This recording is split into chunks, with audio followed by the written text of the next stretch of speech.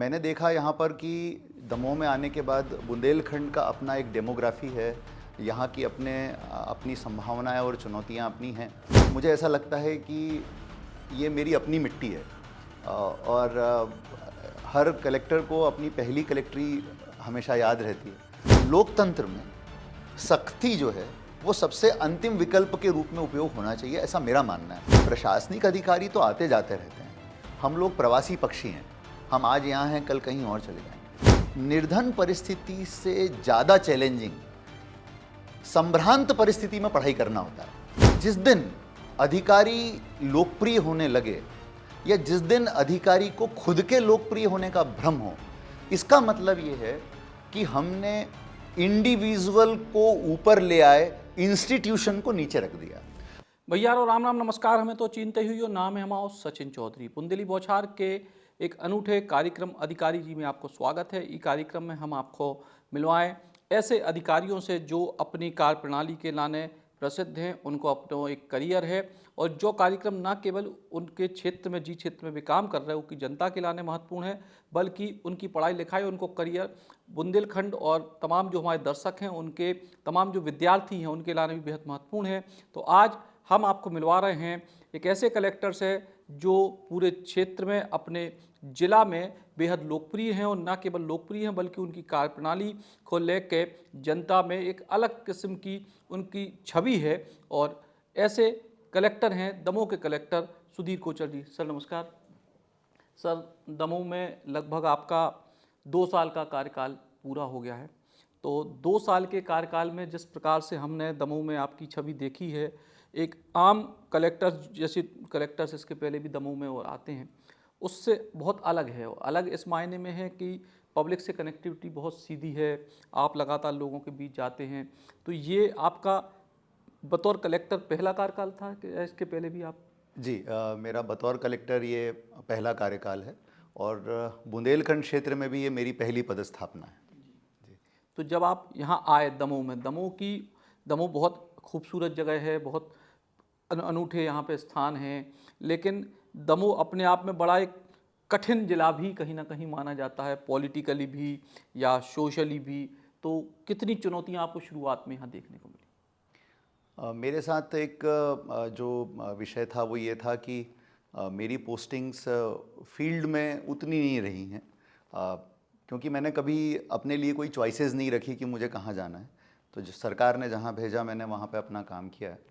तो इसलिए field posting एक मेरे लिए स्वयं के लिए चुनौती था। और मैंने देखा यहाँ पर कि दमोह में आने के बाद बुंदेलखंड का अपना एक डेमोग्राफी है। यहाँ की अपनी संभावनाएं और चुनौतियाँ अपनी हैं। लेकिन सबसे ऊपर जो मुझे लगता है कि जो मुझे मिला है, 2-3 चीज़ें मुझे बहुत अच्छी मिली हैं। पहला तो यहाँ के जनप्रतिनिधियों का बहुत सपोर्ट मिला है। वो सब बहुत पॉजिटिव हैं, वो सभी डेवलपमेंट ओरिएंटेड हैं और उसके कारण से उन्होंने हमेशा सपोर्ट किया, हर अच्छे चीज़ के लिए सपोर्ट किया उन्होंने। दूसरी चीज़, यहाँ की जनता बहुत अच्छी है। मतलब मुझे जो यहाँ के लोगों से स्नेह मिला है, मैं नहीं लगता कि मैं अपनी पूरी ज़िंदगी में वो स्नेह भूल सकूँगा।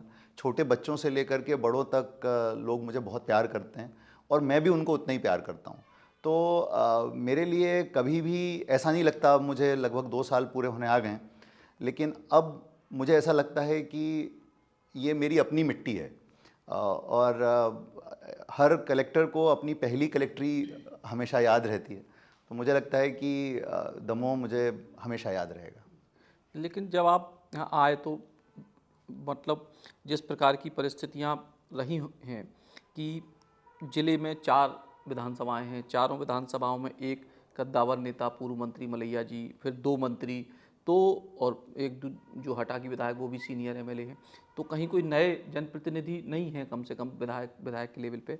तो उनके बीच कोऑर्डिनेशन बनाने में कोई समस्या नहीं आई आपको? मुझे बिल्कुल भी समस्या नहीं आई, क्योंकि जैसे जितने आपने सभी सम्मानित जनप्रतिनिधियों के नाम लिए, एक तो मैंने ये देखा कि यहाँ पर जितने जनप्रतिनिधि हैं, जब भी उन्होंने अधिकारियों से, मतलब मैं बताना चाहता हूँ कि ये वाकई में उनका बड़प्पन है कि जब वो अधिकारियों से बात करते हैं तो वो इतनी विनम्रता और सौजन्यता के साथ बात करते हैं कि कभी कभी मुझे ऐसा लगता है कि मतलब ये चीज़ सीखने जैसी है।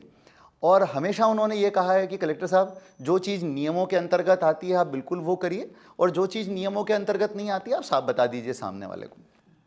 लेकिन हर जनप्रतिनिधि की ये अभिलाषा रहती है कि भाई कलेक्टर सुन ले लोगों को। तो मुझे लगता है कि ये बहुत ही सही बात है, और इसीलिए जितने यहाँ के जनप्रतिनिधि हैं, चाहे सभी सम्मानीय विधायकगण हों, चाहे हमारे जिला पंचायत के प्रतिनिधि हों, चाहे जनपद पंचायत के प्रतिनिधि हों, चाहे हमारे कुसमरिया जी हों, चाहे जो भी हों, सभी के साथ बहुत ही अच्छा कोऑर्डिनेशन और बहुत अच्छा सहयोग रहा है। बल्कि मैं तो ये कहूँगा कि वो जितना काम करते हैं सार्वजनिक जीवन में, मतलब हम सबके लिए प्रेरणा है। और हम तो थोड़ा पीछे ही रह जाते हैं, उनकी बराबरी नहीं कर पाते जितना वो दिन रात दमोह की जनता के लिए और विकास के लिए काम करते हैं, चाहे सांसद जी हों, चाहे कोई भी हों। बतौर कलेक्टर आप जब यहाँ पे पिछले 2 साल में कुछ बड़े कार्यक्रम भी हुए, खासतौर से संग्रामपुर में कैबिनेट की बैठक का आयोजन होना, बांदकपुर में कॉरिडोर को लेके मुख्यमंत्री जी का आना, तो ये संग्रामपुर की बैठक खासतौर से एक बड़ा आयोजन था, अनूठा आयोजन था। इसकी रूपरेखा दमोह से गई या वहाँ से इधर आई? देखिए, जब मैं यहाँ पर मेरी पोस्टिंग हुई तो मेरी और एसपी साहब की, दोनों की हमारी लगभग साथ में पोस्टिंग हुई। और जो सबसे पहला बड़ा कार्यक्रम हमारे लिए आया था वो था लोकसभा चुनाव। और उस लोकसभा चुनाव के बीच में ही कुंडलपुर में आचार्य समय सागर जी महाराज का पदारोहण, आचार्य पद पदारोहण समारोह था। तो पहला सबसे बड़ा कार्यक्रम हमारा वो वाला था। और उस कार्यक्रम के लिए हमने बहुत माइक्रो प्लानिंग की थी, और पूरे जैन समाज का और सभी प्रशासनिक हलकों का बहुत सहयोग उसमें रहा, जनप्रतिनिधियों का, मीडिया का, सबका। और उस कारण से हम उसको बहुत अच्छे तरीके से कर पाए। उसके बाद जो दूसरा कार्यक्रम, जैसा कि आपने बताया, वो कैबिनेट की बैठक थी। और कैबिनेट की बैठक होना, और वो भी संग्रामपुर जैसी जगह पर होना, अपने आप में बड़ा ही चैलेंजिंग काम था, क्योंकि कैबिनेट की बैठक सब जगह नहीं होती है। माननीय मुख्यमंत्री जी के कार्यक्रम हो सकता है हर जिले में हो जाएं, लेकिन कैबिनेट की बैठक सिलेक्टेड जगह पर ही होती है। तो हमारे लिए बिल्कुल नया अनुभव था। और उसकी एक कैबिनेट की बैठक का एक निश्चित फ्रेमवर्क होता है, उतना फ्रेमवर्क हमें भोपाल से मिलता है, बाकी सारी व्यवस्थाएं हमें यहीं पर बनानी पड़ती हैं। तो मुझे लगता है कि सभी के सहयोग से हमने उसको, जो सबसे इम्पॉर्टेंट चीज़ है वो है माइक्रो प्लानिंग। बहुत छोटी छोटी चीज़ों पर जब आप प्लान करते हो और उसको ध्यान में रखते हो तो चीज़ें व्यवस्थित रूप से होती हैं। लेकिन ग्रामीण क्षेत्र में पूरी कैबिनेट को लाना, जहाँ पे केवल खेत ही खेत थे, है ना, तो उस तरीके से वो मैनेजमेंट अपने आप में बड़ी चुनौती रही। बिल्कुल, बिल्कुल निश्चित रूप से वो बड़ी चुनौती थी। लेकिन जैसा कि मैंने आपको बताया कि इसके लिए हमने करीब 15-20 दिन पहले से पूरी एक स्ट्रेटजी बनाई, एक एक व्यक्ति को सही उत्तरदायित्व दिया, और उसकी बहुत अच्छे तरीके से हमने सूक्ष्म मॉनिटरिंग की। और सभी सम्मानीय जनप्रतिनिधियों का और बाकी सभी हलके जितने थे, जितने स्टेक होल्डर्स थे, सबका बहुत सकारात्मक सहयोग रहा है। और मुझे लगता है इसी कारण से वो सफलतापूर्वक हुआ। हम लोग जो करते हैं वो ये करते हैं कि छोटी छोटी चीज़ अपनी आँखों के सामने से हटने नहीं देते हैं। मतलब जो किसी व्यक्ति के लिए हो सकता है कि लगता है अरे ये तो बहुत ही साधारण सा काम है, तो कोई और भी कर सकता है, लेकिन जब आप उसको भी अपनी मॉनिटरिंग में रखते हैं तो फिर गलतियाँ होने की संभावनाएं बहुत कम हो जाती हैं। और इसके अलावा जब आप कुंडलपुर की बात करें, बांदकपुर की बात करें, संग्रामपुर की बात करें, दमोह जिले में जो पिछले 2-3 साल में सरकार के लेवल पे, स्थानीय लेवल पे जिस प्रकार से धार्मिक या ऐतिहासिक या तमाम जो पर्यटन को लेके जिस प्रकार की चीज़ों को बढ़ावा मिला है, एक बड़ा नाम कुंडलपुर पुराना नाम है, बांदकपुर पुराना नाम, संग्रामपुर नाम पुराने हैं, लेकिन इनको जिस प्रकार से नया स्वरूप मिला है या नया जो विस्तार मिला है, इसको लेके आपको लगता है कि दमोह जिला बुंदेलखंड में पर्यटन को लेके बहुत बड़ी जो है एक किरदार कहीं ना कहीं निभा सकता है? मुझे लगता है कि दमोह में पर्यटन की जितनी संभावनाएं हैं उतनी आपको रेयर जिलों में मिलेगी। ये दुर्लभ है, मतलब दमोह इस मामले में दुर्लभ जिलों के अंदर माना जाएगा। बात ये है कि अभी उसको उतना एक्सप्लोर करना बाकी है। तो आप देखेंगे यदि कुंडलपुर में चले जाएंगे तो आप आध्यात्मिक और धार्मिक पर्यटन है, बांदकपुर में चले जाएंगे तो वही जागेश्वरनाथ महादेव वाला, और साथ में संग्रामपुर में आप चले जाएंगे तो संग्रामपुर में आपका वनांचल जो है पूरा, वो एक बड़ा पर्यटन हब के रूप में उभर रहा है। वहाँ पर होम स्टे, ग्राम स्टे वगैरह तेज़ी से बन रहे हैं, वहाँ काफ़ी बड़ी संख्या में लोगों ने आना भी शुरू किया है। तो ये हमारे जो तीनों क्षेत्र हैं, ये एक ऐसा इसको मैं बोलूँगा स्वर्णिम त्रिभुज है, गोल्डन ट्रायंगल है हमारे ज़िले का। और आगे चल कर के अगले 8-10 साल में जो हमने जो विज़न बनाया है दमोह ज़िले का, उसमें इन तीनों क्षेत्रों का सर्वांगीण विकास हमारी सबसे प्रायोरिटी में है। और मुझे लगता है कि आगे आने वाले 10 सालों में इसका स्वरूप बिल्कुल अलग दिखाई देगा। और इसमें पथरिया का विराग उदय तीर्थ भी हम जोड़ सकते हैं, चूँकि चौथी विधानसभा आप बात करें। लेकिन जिस प्रकार से जो इस पूरे के पूरे जो पर्यटन को लेके जितनी भी काम होते हैं, उनमें स्थानीय लोगों की सहभागिता, स्थानीय लोगों को रोजगार, जैसे होम स्टे अपने आप में एक ऐसा है कि आपको स्थानीय, तो एक कोई कनेक्टिविटी जैसा कोई प्लान शासन को कहीं आपने कुछ प्लान करके दिया कि हम यहाँ के लोगों को कैसे जोड़ें बतौर टूरिस्ट गाइड या बतौर ऑपरेटर, टूर ऑपरेटर, कुछ ऐसा, या डिस्ट्रिक्ट टूर जैसा कुछ प्लान? हम लोगों ने इसकी एक एक रूपरेखा तैयार की है और तीनों क्षेत्रों के लिए अलग अलग तरीके से तैयार की है। और चौथा जो क्षेत्र है, जैसे अभी माननीय मुख्यमंत्री जी ने भी घोषणा की, अभी जब 13 फरवरी को माननीय मुख्यमंत्री जी का प्रवास हुआ था, कि जो सीतानगर है, सद्धरू है, ये जो हमारे डैम एरियाज़ हैं, या राजनगर है, ये जगहों को हम यहाँ पर पर्यटन के क्षेत्र में जो है काफ़ी बड़े पैमाने पर काम करेंगे। और अभी आप देख रहे होंगे यहाँ दमयंती संग्रहालय का पूरा जो है 20 करोड़ रुपए की लागत से पूरा जीर्णोद्धार हो रहा है। तो कुल मिलाकर के यदि आप ये स्पेक्ट्रम देखेंगे तो पर्यटन के माध्यम से रोजगार और आर्थिक विकास, ये दमोह जिले के प्राइम एजेंडा में है। और इसी को लेकर के हमने अपनी पूरी कार्य योजना बनाई है और चारों जगहों के लिए अलग अलग तरह की कार्य योजनाएं बनी हैं। और मुझे लग रहा है कि आगे आने वाले समय में इसके परिणाम आपको दिखाई देंगे। तो ये तो सकारात्मक बातें हुई। चुनौती कहाँ दिखाई दी आपको दमोह में? जिस प्रकार से पिछले 1-2 साल में सामाजिक स्तर पे कई बार कुछ विषय आए, बहुत सारे ऐसे विषय, तो ये चुनौती कहीं ना कहीं विद्वेष जैसी जो परिस्थितियां कई बार समाज के कुछ हिस्सों में होती हैं, ये अपने आप में बड़ी चुनौती है दमोह जिले के लिए। मुझे ऐसा लगता है कि कई बार सोशल मीडिया पर जो है जब लोग टिप्पणियां करते हैं, उन टिप्पणियों के कारण कई बार इस तरह की स्थितियां उत्पन्न होती हैं। मुझे लगता है कि दमोह ज़िले की सीरत वैसी है नहीं, इस तरीके का शांति प्रिय ज़िला है, कहीं ऐसा नहीं है। लेकिन कई बार सोशल मीडिया पर, अब ये जो ट्रेंड सोशल मीडिया वाला है, ये चूँकि पहले के समय में नहीं रहा है, तो ये नई चीज़ें हैं। लेकिन मुझे लगता है कि थोड़ा संवाद, थोड़ी सख्ती, तो इस तरीके से थोड़ी जागरूकता, इन चीज़ों के माध्यम से हम चीज़ों को हल कर सकते हैं। क्योंकि अपनी बात को रखना और अपनी बात के लिए आंदोलन करना जनता का संवैधानिक अधिकार है, लेकिन वो लोकतंत्र के दायरे में हो, ये सबको सुनिश्चित करना चाहिए। तो जो सबसे बड़ा जो चैलेंज अब आता है वो यही आता है कि सोशल मीडिया के ज़रिए यदि हम इस तरह की चीज़ें कोई यदि फैलाता है, तो मुझे लगता है, मैं सभी को आपके माध्यम से भी यही कहना चाहता हूँ कि प्रशासन, शासन के दरवाजे हमेशा संवाद के लिए खुले रहते हैं। और लोकतंत्र में सख्ती जो है वो सबसे अंतिम विकल्प के रूप में उपयोग होना चाहिए, ऐसा मेरा मानना है। पहले स्नेह और संवाद से ही बात होनी चाहिए ताकि ये मामले सारे हल किए जा सकें। तो मैं सभी से यही आह्वान करता हूं कि आप कोई यदि ऐसा कोई कार्यक्रम या आंदोलन करना चाहते हैं, उससे पहले आप हम लोगों से आकर के बात करिए। हम हमारा पूरा प्रयास करेंगे कि आपकी समस्या को हम हल कर दें। और यदि उसके बाद भी कोई हल नहीं हो पाता है तो आपके पास राजनीतिक दल हैं, सरकार है, आप सभी जगह जा सकते हैं। और उसके बावजूद भी आप शांति प्रिय तरीके से आंदोलन करने के लिए बिल्कुल स्वतंत्र हैं, कोई दिक्कत नहीं है। लेकिन वो शांति प्रिय, मर्यादित और लोकतांत्रिक तरीके से होना चाहिए, यही समय का तकाजा है। और यदि हम ये नहीं करते हैं तो प्रशासनिक अधिकारी तो आते जाते रहते हैं, हम लोग प्रवासी पक्षी हैं, हम आज यहाँ हैं, कल कहीं और चले जाएंगे।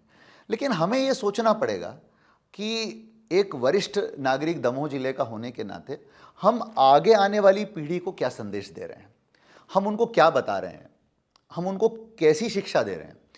तो ये चीज़ यदि हम लोग यदि सभी लोग इसको परिपक्वता के साथ समझेंगे, तो मुझे लगता है कि दमोह जिले में जितनी संभावना है वो कहीं नहीं है। तो अब अगर आपकी कार्यप्रणाली की बात करें, जब आपने कलेक्टर के तौर पर यहाँ ज्वाइन किया तो स्कूल्स में आप पढ़ाने गए, आप जनता से सीधी कनेक्टिविटी हुई, तो ऐसा लगा जैसे पिछले कुछ समय से जब आप पहली बार, जैसे कई बार होता है ना, जैसे आपने कहा हम पहली कलेक्टर थी, तो एक ड्रीम होता है कि हम जब कलेक्टर बनेंगे तो ऐसा करेंगे। तो जितनी आपने चीज़ें थी लगभग लगभग 2 साल में, जितना आपने सोचा होगा पिछले 10 साल में, वो आप पूरा कर पाए? अ, मुझे लगता है कि दमोह ज़िला एक ऐसा ज़िला है जिससे मैं बेहद प्यार करता हूँ। और मुझे लगता है कि भगवान को मुझे 48 घंटे देने चाहिए थे 24 घंटे में, ताकि मैं यहाँ पर काम कर सकूँ। मेरा यहाँ पर छुट्टी लेने का मन नहीं करता है। मैं कोशिश करता हूँ कि मैं जितना अधिक समय ज़िले को दे सकूँ दूँ। और मैं आपसे ये स्वीकार करता हूँ कि मतलब मैं अभी अपने जितना भी कामकाज हुआ है मैं उससे संतुष्ट नहीं हूँ। मुझे लगता है कि एज़ कलेक्टर मैं बहुत कुछ और कर सकता था इस ज़िले के लिए, क्योंकि इस ज़िले में इतनी संभावनाएं हैं, इतनी संभावनाएं। शायद मेरी क्षमताओं में ही कुछ कमी रही होगी कि मैं उतना बेहतर नहीं कर पाया। लेकिन फिर भी जो 5 सेक्टर मैंने अपने लिए बनाए थे, पहला था शिक्षा, जहाँ जिसके लिए आप यहाँ पे बहुत ज़्यादा ज़रूरत है। दूसरा है स्वास्थ्य। तीसरा है रोजगार, क्योंकि यहाँ पलायन का इशू बहुत ज़्यादा है। चौथा है एग्रीकल्चर, क्योंकि ये पूरा एरिया एग्रीकल्चर प्रोन डिस्ट्रिक्ट है। और छठा है रेवेन्यू एडमिनिस्ट्रेशन, क्योंकि बहुत लोगों की समस्याएं नामांतरण, बंटवारा, सीमांकन जैसी चीज़ों को लेकर के होती है। तो ये 5 सेक्टर इस जिले के लिए सबसे महत्वपूर्ण है, जो कि हम देखें चुनौती की दृष्टि से, और संभावनाओं की दृष्टि से हम देखें तो पर्यटन है। तो वो एक हम एक दूसरे पहलू की तरफ, तो 5+1 इस तरह से ये 6 सेक्टरों में पूरा आपका क्षेत्र डिवाइडेड है। तो इन्हीं क्षेत्रों में मैंने काम करने की कोशिश की। शिक्षा में हमने काम किया है, और स्वास्थ्य के क्षेत्र में हमने लगातार मातृ मृत्यु दर, शिशु मृत्यु दर पर काम किया। युवा संगम के माध्यम से अधिक लोगों को रोजगार देने के लिए काम किया। रेवेन्यू एडमिनिस्ट्रेशन को बेटर बनाने के लिए और जन सुनवाई को बेहतर स्वरूप देने के लिए हमने काम किया। और ये अपना जो छठा सेक्टर है जिसको पर्यटन है, हम इसमें काम कर रहे हैं। तो मुझे लगता है कि अभी बहुत कुछ करना बाकी है। और मैं ये आपको विश्वास दिलाना चाहता हूँ कि मैं जितने समय भी यहाँ पर हूँ, मेरे ज़िंदगी का हर क्षण इस ज़िले के लिए समर्पित रहेगा। और इस ज़िले के लिए मैं जितना भी करूँगा कम ही है, मुझे लगता है। आपके पास तो, आप तो उम्मीद कर रहे हैं कि 24 से 48 घंटे होते, लेकिन कर्मचारी तो 8 घंटे के बाद दुखी होने लगे हैं उस वजह से कि उनके जीवन के 8 घंटे से 9वां और 10वां घंटा से लेकर 12-14 घंटे तक जब कई बार होते हैं, तो उनको लगता है कलेक्टर साहब जो इससे तो पुराने वाले जितने आए होंगे वही ठीक थे। देखिए, मुझे ऐसा लगता है कि जो माननीय प्रधानमंत्री जी भी कहते हैं, माननीय मुख्यमंत्री जी भी कई बार कहते हैं कि आप यदि लोक सेवक हो तो ईश्वर ने आपको एक बहुत बड़े सौभाग्य से नवाजा है। कई लोगों का ये सपना रह जाता है कि उनको सरकारी नौकरी मिले और वो लोगों के लिए काम कर सकें। तो जब आप सरकारी नौकरी में होते हो तो आपका जीवन, मुझे लगता है, एक मिशन होना चाहिए लोगों के लिए काम करने का। और जहाँ तक मेरा सवाल है, मतलब मैं जो भी लक्ष्य तय करता हूँ सामान्य तौर पे अपने लिए तय करता हूँ। मैं कभी दूसरों से अपेक्षा नहीं करता हूँ कि वो भी वैसे के वो अपने हिसाब से अपने जीवन के लक्ष्य तय करें। कुछ चीज़ें ऐसी होती हैं जिनमें हमें परफॉर्मेंस की अपेक्षा रहती है, तो उसकी हम तगड़ी मॉनिटरिंग करते ही करते हैं। लेकिन अब जैसे मैं एग्जांपल दूं कि यदि मैं फील्ड में जाता हूं तो मैं बिल्कुल अपेक्षा नहीं करता कि मेरे पीछे गाड़ियों का लवाजमा चलना चाहिए। मैं अपना अकेला चला जाता हूं, मैं अपना काम करके आ जाता हूं। एसडीएम को बता देता हूं कि आपको आने की ज़रूरत नहीं है, कोई प्रोटोकॉल मुझे नहीं चाहिए होता है। मैं प्रयास करता हूं कि छुट्टियों के दिनों में यदि मैं काम कर रहा हूं तो मैं अपने टीम मेंबर्स को नहीं बुलाता हूं यदि आवश्यकता नहीं होती है। तो मेरा प्रयास ये होता है कि मैं किसी को मतलब ज़रा भी परेशान ना करूं। लेकिन हाँ, भाई यदि सरकार चाहती है कि इन योजनाओं का इम्प्लीमेंटेशन ढंग से हो तो हमें मॉनिटरिंग तो करनी पड़ेगी, हमें ज़मीन पर काम तो करना पड़ेगा। कोई भी अधिकारी कर्मचारी यदि ये कहता है कि वो इस नौकरी में है तो उसको डिलीवर तो करना होगा, और उसके लिए जो बन पड़ेगा हम सब करेंगे। एजुकेशन को लेके बहुत सारे नवाचार आपने किए, स्कूलों में भी गए, फिर आपने ऑनलाइन जब परीक्षा के समय बच्चों से संवाद भी किया।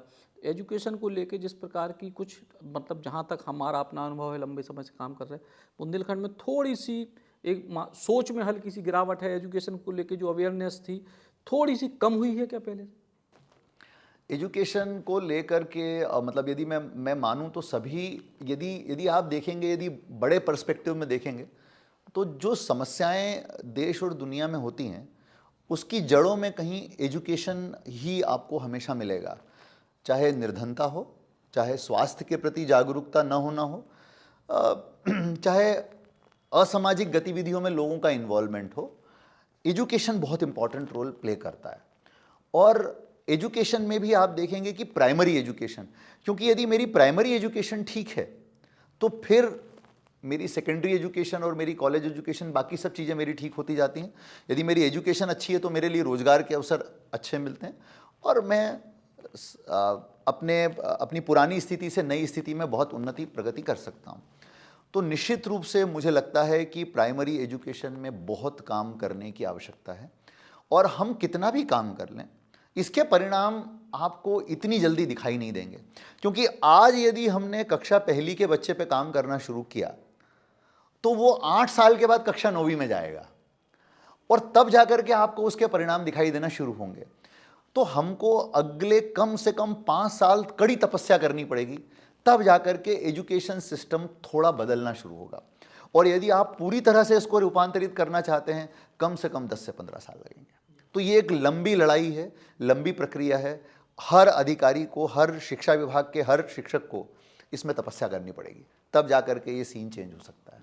वैसे तो जब अब बात करें स्वच्छता अभियान में भी आपने बहुत काम किया और एक समय था जब दमोह को पूरे देश में सबसे गंदे शहर का तमगा मिला और उसके बाद बदनामी मिली, उसके बाद फिर बहुत सारी चीज़ें बदलाव आया और एसआईआर के काम को लेके आपको जो है सम्मान की आपने जो है पूरी रणनीति बनाई और एसआईआर का एक रिकॉर्ड आपने काम किया और तमाम सारी उपलब्धियां हैं खाते में।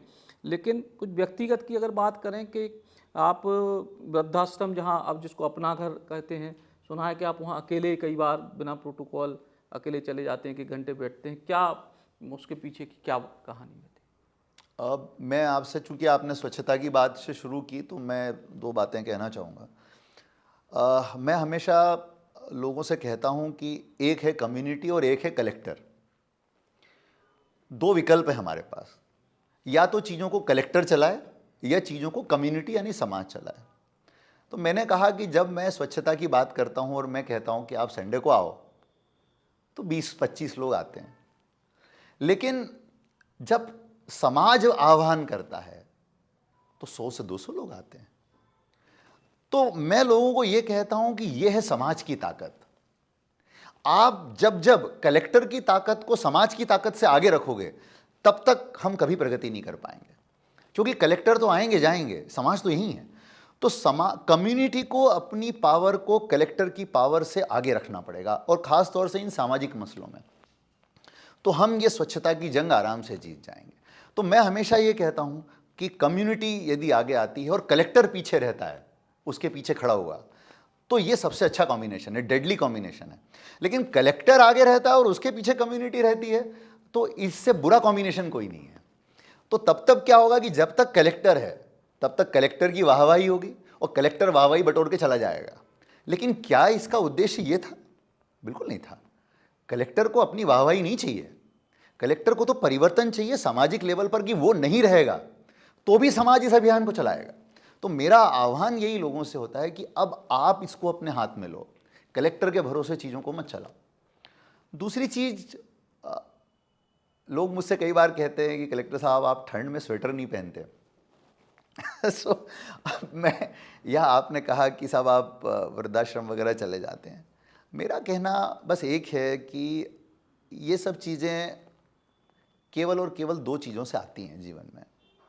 पहला है संवेदनशीलता और दूसरा है समानुभूति। जब आप संवेदनशील व्यक्ति होते हैं तो आप जो है दूसरे की पीड़ा देख करके चुप नहीं रह सकते हो। आपको नींद नहीं आएगी, आपको परेशानी होगी, और आप केवल सैलरी के लिए काम नहीं करोगे, आप केवल बंगले के लिए काम नहीं करोगे।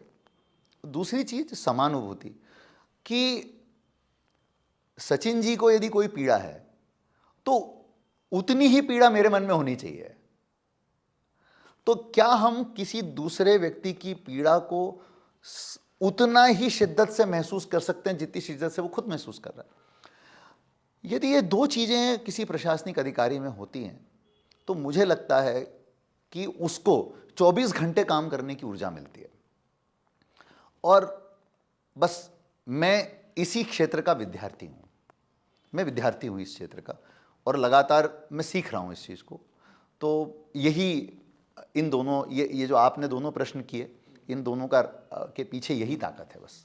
थोड़ा सा निजी बात करें कि पढ़ाई लिखाई की, अब थोड़ा आपके बैकग्राउंड पर चलें कि पढ़ाई लिखाई से लेके और कलेक्ट्री तक का ये सफ़र शुरू कहाँ से हुआ? यहाँ मतलब चूँकि कई बार कलेक्टर आते हैं तो लोगों को लगता है बस पहले कहाँ थे अब कहाँ है, बस इतनी भर जानकारी आमतौर पर लोग रखते हैं। शुरुआत कहाँ से हुई? मूल आपका घर कहाँ है? कहाँ से लेके ये पूरा कलेक्ट्री का सफ़र कैसे कहाँ?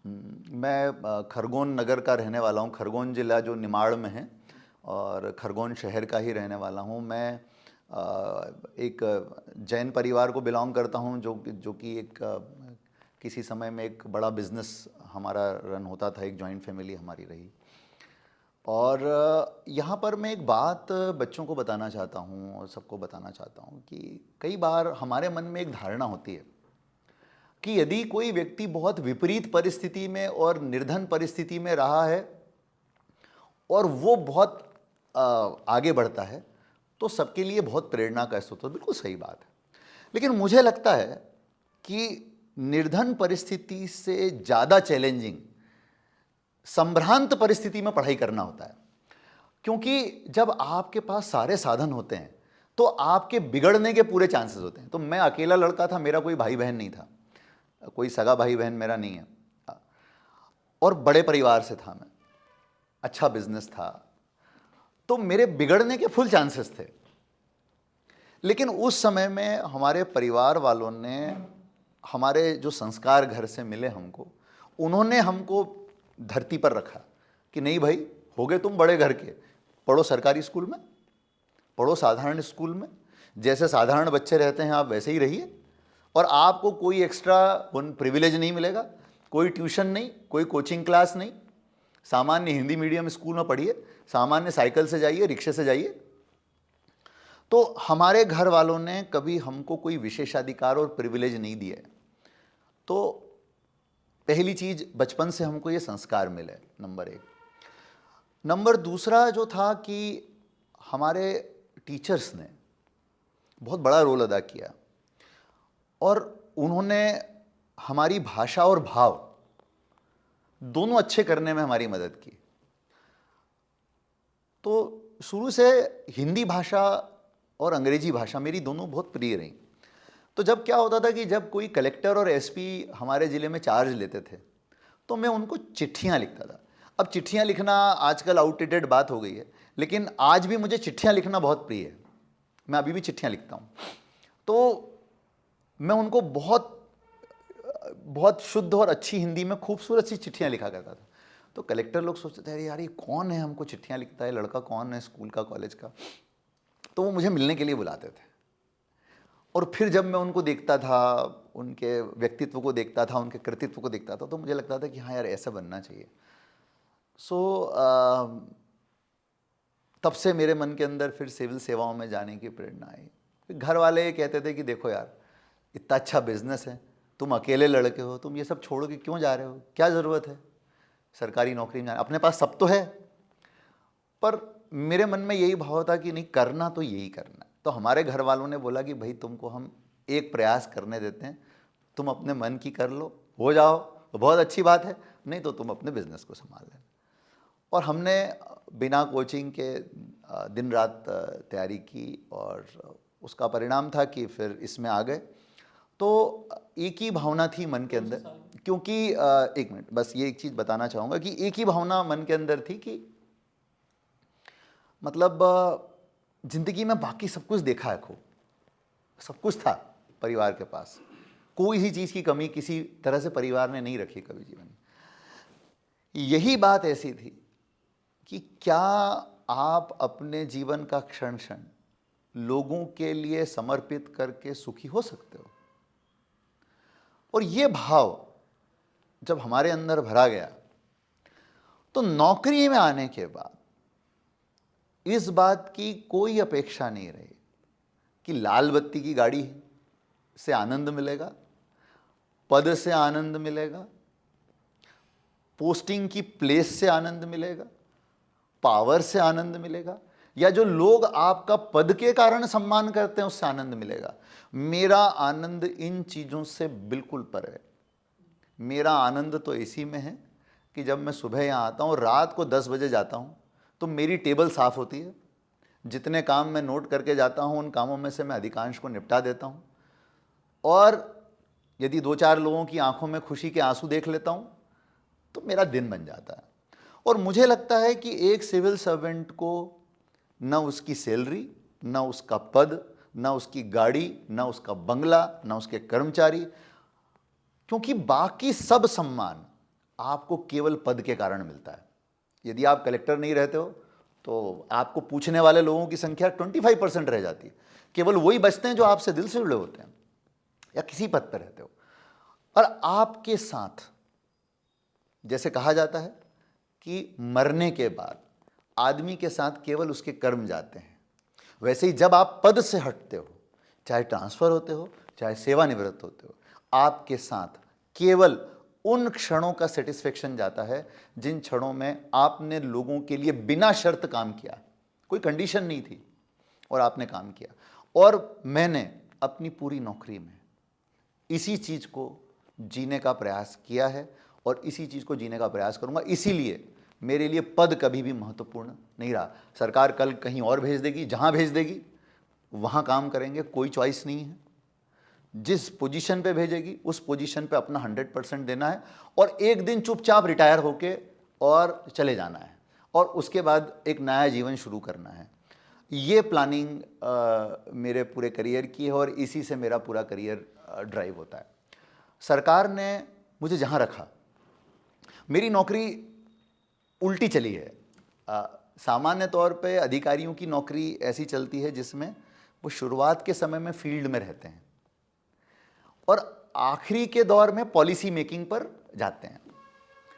मैं शुरुआत के दौर में ही फील्ड से बाहर आ गया और मैंने पॉलिसी मेकिंग सीखी। मुझे सरकार ने उस काम में लगाया, तो या जैसा भी सरकार ने काम दिया, और उसके बहुत लंबे अंतराल के बाद मैं फिर फील्ड में आया।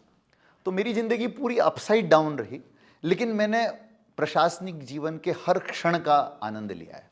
हर क्षण में मुझे सरकार के प्रति अहोभाव रहा है कि सरकार ने मुझे ये सौभाग्य दिया कि मैं ये काम कर सकूं।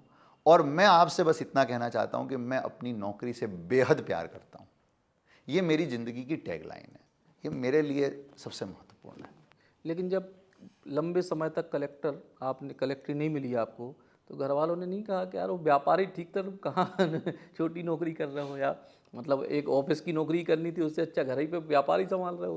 ये बातें केवल तब तक थी जब तक मैं सिलेक्ट नहीं हुआ, लेकिन उसके बाद से घर वालों ने यही कहा कि तुम जो कर रहे हो हमको उस पर गर्व है। और मैं आज आपको बताऊं कि हमारा खरगोन में पूरा बिजनेस बंद हो चुका है, क्योंकि संभालने वाला ही कोई नहीं रहा। बहुत बड़ा एम्पायर था, सब कुछ ख़त्म हो गया।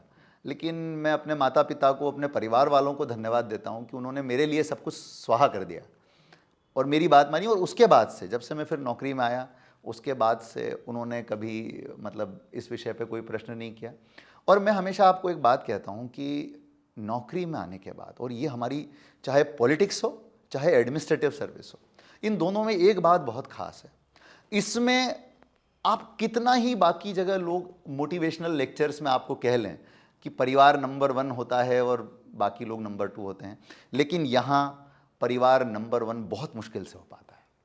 आपका नंबर 1 तो आपकी जनता है, जो लोग हैं जिसके लिए आप इस नौकरी में आए, तो आपको हमेशा नंबर 1 उनको ही रखना पड़ता है। तो परिवार के लोग ये सब समझते हैं कि इनके ट्रांसफ़र होंगे, इनकी जगहें बदलेंगी, इनके काम बदलेंगे, तो कोई भी पोस्ट, मैं ये मानता हूँ और मेरा परिवार ये मानता है कि पोस्ट हमेशा बहुत अच्छी होती है, चाहे वो डिप्टी सेक्रेटरी की हो, चाहे वो अंडर सेक्रेटरी की हो, चाहे वो सहायक संचालक की हो। पोस्ट हमेशा बहुत बेहतर होती है। मुझे खुद को उस पोस्ट के लायक साबित करना होता है, लेकिन हम हमेशा उल्टा सोचते हैं कि अरे ये तो लूप लाइन है, अरे ये तो पनिशमेंट पोस्टिंग है। जबकि मैं ये मानता हूं कि वो पोस्ट बहुत बेहतर है, शायद हम उतने बेहतर नहीं होते कि हम अपने आप को उस पोस्ट के लायक बना सकें। तो मैं हमेशा हर पोस्ट का सम्मान करता हूं और मैं अपने आप को उसके लायक बनाने की कोशिश करता हूं। और मैं जब उस पोस्ट को छोड़ता हूं तो मैं हमेशा ये सोचता हूं कि यार मैं शायद उसके लायक पूरी तरह से नहीं बन पाया, 100% अपना नहीं दे पाया। यही सोच के साथ उस पोस्ट को मैं ईश्वर का प्रसाद और सरकार के द्वारा दिया गया सौभाग्य मान करके छोड़ता हूँ। एक आखिरी सवाल, जिस प्रकार से आपकी वर्किंग स्टाइल है, लोगों में जल्दी लोकप्रियता हो जाती है, तो भविष्य में कोई राजनीतिक कभी कोई विचार तो नहीं आएगा? मैं जीवन में दो चीज़ों का भ्रम कभी नहीं पालता हूँ। पहला, लोकप्रिय होने का मुझे बिल्कुल भ्रम नहीं है, और दूसरा, मैं प्रशंसाओं से दूर रहता हूँ। तो मुझे कभी प्रशंसाएं प्रभावित नहीं करती और मुझे कभी लोकप्रियता का भ्रम प्रभावित नहीं करता। तो मैं नहीं समझता कि मैं लोकप्रिय हूँ। और जिस दिन अधिकारी लोकप्रिय होने लगे या जिस दिन अधिकारी को खुद के लोकप्रिय होने का भ्रम हो, इसका मतलब ये है कि हमने इंडिविजुअल को ऊपर ले आए, इंस्टीट्यूशन को नीचे रख दिया। मैं कभी नहीं चाहूँगा कि इंस्टीट्यूशन नंबर 2 पर रहे और इंडिविजुअल नंबर 1 पे आए। मैं रहूँगा नहीं रहूँगा, यहाँ देखो आप, मेरे से पहले 44 लोग हैं, इन्होंने इस जिले को गढ़ा है ना। तो इससे ये इंस्टीट्यूशन बना है, लेकिन इंडिविजुअल अधिकारी कभी इंस्टीट्यूशन से बड़ा नहीं हो पाएगा। और जिस दिन मैं लोकप्रियता से प्रभावित होने लगा, इसका मतलब है कि मैंने अपने आप को हीरो समझने की कोशिश करी, और ये बिल्कुल ये अपराध होगा इस जिले के प्रति, मैं ये मानता हूँ। तो मैं बिल्कुल भी लोकप्रिय नहीं हूँ, और मैं बिल्कुल किसी तरह के राजनीतिक करियर या किसी और करियर के बारे में कभी सोचता नहीं हूँ। अभी दो चीज़ों की आखिरी बात मैं आपसे करके समाप्त करता हूँ कि मैं प्रतिदिन दो चीज़ों की प्लानिंग करता हूँ। पहली चीज़ कि यदि मुझे कल ही रिटायरमेंट लेना पड़े तो मैं अकेले आम आदमी की तरह कैसे खूबसूरत जिंदगी जी सकता हूँ, जिसमें कोई मेरे सामने हाथ नहीं जोड़ेगा, मेरे को क्यों में लाइन में लगना पड़ेगा, मेरे को कोई नहीं पहचानेगा, है ना, मेरे पास कोई गाड़ी नहीं होगी, मेरे पास कोई बंगला नहीं होगा। यदि मैं कल ही रिटायर हो जाता हूँ तो मैं कैसे एक सामान्य ज़िंदगी जी सकता हूँ, इसका सपना मैं रोज़ देखता हूँ और उसकी तैयारी करता हूँ। और दूसरी चीज़, यदि इसी क्षण मृत्यु आ जाए तो इस मृत्यु को कैसे महोत्सव बनाना है, इसकी तैयारी मैं हर क्षण करता हूँ। तो मेरी ज़िंदगी में ये दो तैयारियाँ, सेवा से निवृत्ति और जीवन से निवृत्ति, इनकी हर क्षण चलती रहती हैं। इसीलिए मैं लोकप्रियता, प्रशंसा, आगे की प्लानिंग, ये सब चीज़ों में ज़्यादा पढ़ता नहीं हूँ, क्योंकि मुझे लगता है कि जीवन क्षण में जिया जाता है और हर चीज़ क्षणभंगुर है, हर चीज़ अस्थायी है। तो केवल इन दो चीज़ों की प्लानिंग करोगे आप यदि, तो आपके पैर हमेशा ज़मीन पर रहेंगे। और आपके माध्यम से मैं दमोह जिले की जनता को जितना धन्यवाद दे सकूं उतना कम है। मैं मानता हूं कि यदि वो मेरी निंदा भी करते हैं तो ये मेरे लिए आशीर्वाद है, और मैं उनकी निंदा को ज़्यादा पढ़ता हूं, उनकी प्रशंसा को नहीं पढ़ता, निंदा को ज़्यादा पढ़ने की कोशिश करता हूं, क्योंकि वही हैं जो मुझे सही राह दिखाने की कोशिश करते हैं। तो मैं एक युवा विद्यार्थी के तौर पर इस नौकरी में आया था। मैं चाहूँगा कि युवा और विद्यार्थी के तौर पर ही इस नौकरी से मैं बाहर जाऊँ, और जब मैं बाहर जाऊँ तो फिर मैं एक अलग दुनिया में रहूं, जहां पर मैं एक बहुत आम इंसान की तरह एक संतुष्ट जीवन जी सकूं। यही मेरी कामना है। एक आखिरी बात कि सिविल सर्विसेज के जो भी बच्चे जो है जाने के लिए जिनका मन होता है, जो पढ़ाई कर रहे हैं या करना चाहते हैं, उनके लिए कोई एक मैसेज? उनके लिए मेरे दो मैसेज हैं। पहला मैसेज ये है कि मैंने देखा है कि अधिकांश बच्चे जब सिविल सेवा की तैयारी करते हैं तो उनके दिमाग में, उनके मन में कलेक्टर पद का ग्लैमर, कलेक्टर पद का जो गाड़ी घोड़ा बंगला पावर, ये सब होता है। तो यदि आप इन चीज़ों को आधार बना करके सिविल सेवा की तैयारी शुरू करते हैं तो मुझे लगता है कि आप गलत राह पर हैं। तो इस कारण से हम क्या करते हैं, भावनात्मक रूप से हम कलेक्टर बनने की तैयारी करते हैं, लेकिन फिजिकली, भौतिक रूप से हम उतने अच्छे तैयार नहीं होते। इसीलिए आप देखेंगे कि प्रारंभिक परीक्षा जो सिविल सेवा की होती है उसमें 15 लाख बच्चे हर साल बैठते हैं, लेकिन प्रीलिम्स में मात्र 10,000 बच्चे सिलेक्ट हो पाते हैं। तो मेरा कहना यह है कि परीक्षा को परीक्षा की तरह लीजिए, परीक्षा के बाद के सपने मत देखना शुरू करिए। सिलेबस को ध्यान से पढ़िए, अनसॉल्व्ड पेपर को ठीक से देखिए और अपनी योग्यता को परखिए कि क्या मैं इस परीक्षा को देने के लिए तैयार हूं तन मन धन से, और उसके बाद इसकी तैयारी करिए, नंबर 1। नंबर दूसरी चीज ये है कि आप अपने आप को तोल लीजिए कि यदि आप सिविल सेवा की तैयारी करना चाहते हैं तो आप किसकी योग्यता रखते हैं। क्या आपको एमपीपीएससी की तैयारी करनी है, क्या आपको यूपीएससी की तैयारी करनी है, या आपको दोनों की तैयारी करनी है। इस बारे में बिल्कुल दिमाग में क्लियरिटी होनी चाहिए और वही करिए जिसके आप अपने आप को योग्य समझते हैं। और आखिरी चीज, कम से कम 1 साल की कड़ी मेहनत इसमें सही दिशा में लगती है, ये आपको देना पड़ेगी। आप गरीब घर के हो, कोई फर्क नहीं पड़ता। आप हिंदी मीडियम में हो, कोई फर्क नहीं पड़ता। आप सरकारी स्कूल में पढ़े हो, कोई फर्क नहीं पड़ता। आप दमोह में तैयारी कर रहे हो कि दिल्ली में तैयारी कर रहे हो, कोई फर्क नहीं पड़ता। आप कोचिंग लगाते हो, नहीं लगाते हो, कोई फर्क नहीं पड़ता। इन चीज़ों से कोई अंतर नहीं पड़ता है। आप यहाँ रह करके भी जो है, दमोह में रह करके भी दिल्ली आपके लिए दूर नहीं है। लेकिन यदि इन पैरामीटर्स पे आप काम करोगे, मुझे लगता है कि आपको सफलता निश्चित रूप से मिल जाएगी। मैं एक काउंसलिंग साइकोलॉजिस्ट भी हूँ। मैं मैरिज काउंसलिंग और करियर काउंसलिंग करता हूँ। मैंने बच्चों को बोल रखा है कि यदि मेरी कभी भी ज़रूरत हो तो मैं आपकी मदद हमेशा करने के लिए तैयार हूँ। तो मैं ये चाहता हूँ कि बच्चे इन चीज़ों का ध्यान रख के अपने करियर को प्लान करें। मैरिज, अब आपने एक आखिरी चीज़ फिर एक आ गई है, मैरिज काउंसलिंग। तो ये, हालांकि ये पक्ष मुझे नहीं पता था, तो अब शादी वाला एक आध मंत्र वो भी ज़रूरी है बच्चों को अगर है तो फिर। मैरिज काउंसलिंग में 2 तरह की चीज़ें होती है। एक होती है प्री मैरिज काउंसलिंग और एक होती है पोस्ट मैरिज काउंसलिंग। तो शादीशुदा जीवन किस तरीके का होता है, इसके बारे में आपको बहुत आदर्शवादी बातें लोग बता देते हैं। तो लोगों को ये लगने लगता है कि शादीशुदा जीवन में पति पत्नी एक दूसरे के दोस्त बन के रहें, एक दूसरे के गले में हाथ डाले रहें पूरी ज़िंदगी, एक दूसरे को खूब प्यार देते रहें, यही ज़िंदगी है। ऐसा नहीं है। शादीशुदा ज़िंदगी में झगड़ा भी प्यार ही है। ये चीज़ की शिक्षा यदि लोगों को मिलती है तो लोग उसको बहुत अलग तरीके से देखते हैं। तो शादीशुदा ज़िंदगी की शुरुआत जो होती है, यदि वो केवल आकर्षण के आधार पर होती है तो फिर हम बहुत लंबी दूरी तय नहीं कर पाते। दूसरी चीज़, यदि व्यक्तिगत महत्वाकांक्षाएं बहुत हावी हो जाती हैं, तेरा पैसा और मेरा पैसा, तेरा स्पेस और मेरा स्पेस, तेरा मोबाइल और मेरा मोबाइल, यदि हम ये अंतर करने लगते हैं तो बहुत दिक्कतें होती हैं। और तीसरी और आखिरी चीज़, हमको हमेशा मतलब सामान्य ज़िंदगी में चोरी को बहुत ख़राब माना जाता है, अपराध माना जाता है, लेकिन पारिवारिक जीवन में चोरी बहुत अच्छी चीज़ होती है। जब आप एक दूसरे के लिए समय चुराते हो, कैसे भी करके पूरे दिन भर में, जैसे मेरी वाइफ भोपाल में रहती है, मैं यहाँ रहता हूँ, अब मैं उससे समय चुरा के कैसे भी करके 1 घंटा बात करता हूँ, तो हम एक संतुलन बना करके रख सकते हैं। ज़रूरी नहीं कि वो फिजिकली यहाँ हो, लेकिन हम दोनों मानसिक रूप से एक दूसरे के साथ रह सकते हैं। तो ये 3-4 चीज़ें हैं जिसको करना पड़ता है। और आखिरी बात जो वैवाहिक जीवन में सबसे ज़रूरी होती है वो ये होती है कि हर समय कोई ना कोई परिस्थिति ऐसी बनती है जिसमें पति या पत्नी में से किसी एक को सरेंडर करना पड़ता है कि नहीं, तुम जीते मैं हारा, मैं तुम्हारे सामने समर्पित। यदि दोनों रूठे रहे तो फिर बहुत दिक्कत हो जाती है। तो इसीलिए एक व्यक्ति को कॉम्प्रोमाइज़ और एक व्यक्ति को सिचुएशन में आपको कहीं ना कहीं सरेंडर करना पड़ता है, और इससे जीवन बहुत अच्छा चलता है। और दोनों को ये समझना पड़ेगा कि जब तक वो वैवाहिक जीवन में हैं, 2 यदि बर्तन साथ में है तो टकराएंगे 100%। मैं मानता हूं कि यदि वो नहीं टकराते तो कुछ गड़बड़ है। टकराना इज़ नॉर्मल।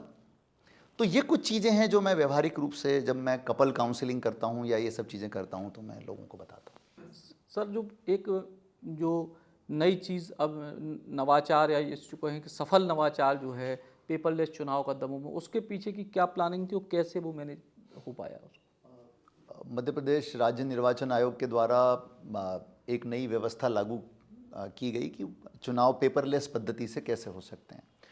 तो जब दमोह में एक सरपंच पद पर उपनिर्वाचन आया तो 9 मतदान केंद्रों पर हमको पहले प्रायोगिक तौर पे ये करने के लिए टास्क दिया गया।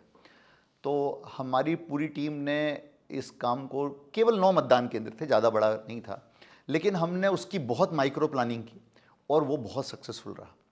जब हमारा ये काम हुआ तो आयोग ने कहा कि अब दिसंबर में, पिछला दिसंबर जो गया, दिसंबर में 77 मतदान केंद्रों पर, और इस बार आपको जिला पंचायत सदस्य का चुनाव, उपचुनाव है, उसको कराना है।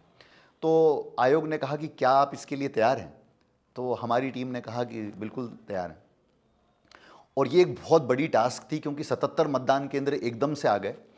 लेकिन मैं सराहना करना चाहूँगा हमारे निर्वाचन की पूरी टीम की, कि उनकी बदौलत, और जैसा कि मैंने बताया, एक स्ट्रेटेजी और माइक्रो प्लानिंग के साथ हमने काम किया, तो बिना एक भी गलती के फ्लॉलेस तरीके से पूरा चुनाव निष्पक्ष और शांतिपूर्ण तरीके से संपादित हुआ, और जिसके लिए हमें आयोग के द्वारा जो है एक अवार्ड इसके लिए दिया गया। इस पूरी प्रक्रिया के लिए हमको 2 अवार्ड मिले।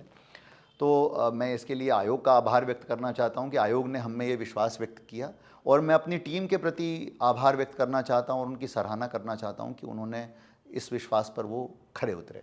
स्कूलों में कुछ बदलाव और पुस्तक मेला जैसी जो चीज़ें हैं वो भी उनको लेके, मतलब ख़ास तौर से जो प्राइवेट स्कूल और उसके बीच का अंतर, प्राइवेट स्कूलों में लूट जैसे शब्द अभिभावकों को इस्तेमाल करना पड़ता है, तो उसको लेके भी बहुत काम आपने कई कई जगह करने का प्रयास किया। देखिए, हमने क्या किया कि एक बुनियादी काम करने की कोशिश की कि मैंने जब प्राइवेट स्कूलों की मीटिंग ली तो मैंने उनको ये कहा कि भाई आप एक बात समझ लीजिए कि सरकार प्राइवेट स्कूलों की दुश्मन नहीं है, आप हमारे दुश्मन नहीं हो, क्योंकि हमारे ही परिवारों के बच्चे प्राइवेट स्कूलों में पढ़ते हैं, तो जनता के ही बच्चे वहाँ पढ़ते हैं। तो आप एक किस्म से सरकारी स्कूलों के साथ इस पढ़ाई की व्यवस्था में बराबर के सहभागिता हो। तो इससे प्राइवेट स्कूलों में एक विश्वास का भाव जागृत हुआ कि भाई हम और आप अलग अलग नहीं हैं, हमको मिलकर के व्यवस्थाओं को ठीक करना है। तो मुझे खुशी है कि पिछले साल जब हमने पुस्तक मेला लगाया तो 99.999% यानी 1 या 2 स्कूलों को छोड़कर सभी स्कूलों ने एनसीईआरटी की किताबें या एससीईआरटी की किताबों को अडॉप्ट किया, और पुस्तक मेले के माध्यम से हमने वो काम किया। तो पूरे प्राइवेट स्कूलों ने इस मुहिम में हमारा बहुत अच्छा सहयोग किया, और उस सहयोग करने के कारण हमारा वो बहुत अच्छा चरण गया।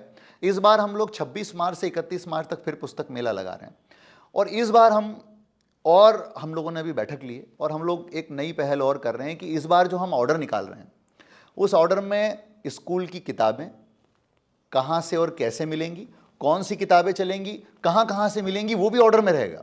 यूनिफॉर्म बदल रहे हैं नहीं बदल रहे हैं वो भी ऑर्डर में रहेगा। इसके अलावा स्टेशनरी कहाँ से और कैसे मिलेंगी वो भी ऑर्डर में रहेगा, और इस ऑर्डर को हमारे समिति के सदस्य, कलेक्टर और स्कूल के प्रिंसिपल साइन करेंगे। मतलब 8 लोग मिलकर के एक आदेश को साइन करेंगे, और ये संयुक्त आदेश सब जगह जाएगा ताकि एक रूपता रहे, स्कूल भी हमारे साथ रहे। चूंकि स्कूल भी ऑर्डर साइन करेगा तो अब कोर्ट कचहरी की कोई संभावना ही नहीं है बचती। तो सब मिल करके हम इस व्यवस्था को लागू करना चाह रहे हैं, और उद्देश्य केवल एक ही है कि बच्चों को गुणवत्ता युक्त शिक्षा मिले और पेरेंट्स के ऊपर, माता पिता के ऊपर आर्थिक बोझ कम से कम आए। इस व्यवस्था को लेकर के हम काम कर रहे हैं। चलिए, तो शिक्षा से लेकर वैवाहिक जीवन तक और प्रशासनिक व्यवस्था से लेके निजी व्यवहार तक बहुत एक से एक बढ़ के एक बढ़िया खूबसूरत बातें, और एक अच्छे अधिकारी जिनकी छवि न केवल दमोह में बल्कि पूरे मध्य प्रदेश में सराही जा रही है। और ऐसे अधिकारी दमोह के कलेक्टर साहब से आज बुंदेली बौछार की खास चर्चा हमारी कार्यक्रम में। उम्मीद है आपको यह चर्चा पसंद आए। राम राम। श्री हनुमान छाया ज्वेलर्स में आपका स्वागत है, जहां सच्चा सोना और कुशल कारीगरी मिलकर हर गहने को खास कहानी बनाते हैं। यहां परंपरा और आधुनिकता का शानदार संगम देखने को मिलता है। चांदी, हीरे और नवरत्नों के आकर्षक डिजाइन, हॉलमार्क प्रमाणित गुणवत्ता और शुद्धता की पूरी गारंटी, जन्म रत्न, हर राशि के लिए विशेष रत्न और आपकी पसंद के अनुसार पर्सनल डिजाइनिंग की सुविधा। तो अपने हर पल को और भी खास बनाएं श्री हनुमान छाया ज्वेलर्स के साथ। पता मेडिकल कॉलेज रोड, तिलीवाड़, सागर।